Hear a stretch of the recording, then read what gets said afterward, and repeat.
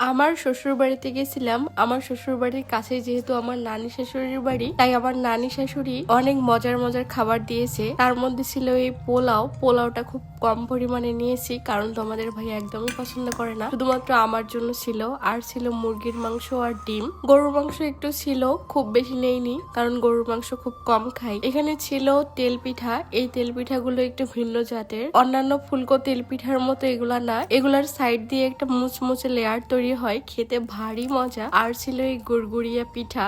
এগুলা আমার শ্বশুরবাড়ি অঞ্চলে গুড়গুড়িয়া পিঠা বলে। তোমরা কখনো খেয়ে থাকলে অবশ্যই কমেন্টে জানাবে। এই পিঠাগুলো খেতে কিন্তু অনেক মজা। এগুলা কেটে কেটে তেলে ভাজতে হয়। নেক্সট ভিডিওতে দেখাবো এগুলা কিভাবে ভাজতে হয়। এখন রাত হয়ে গেছে, তাই আমি কোনো পিঠাই খাবো না। এই গুড়গুড়িয়া পিঠাগুলো আমি নর্মালি রেখে দিলাম, অন্য কোনো একদিন ভেজে তোমাদের সাথেও শেয়ার করব। তেল পিঠাগুলো খাবো না, কারণ রাতে এই ভাজা পোড়া খেলে গ্যাস্ট্রিকের সমস্যা বাড়তে পারে। ভাবলাম একটু পোলাও খাই। পোলাওটা অনেক মজা হয়েছিল, তাই মুরগির মাংস দিয়ে একটু পোলাও খাচ্ছিলাম।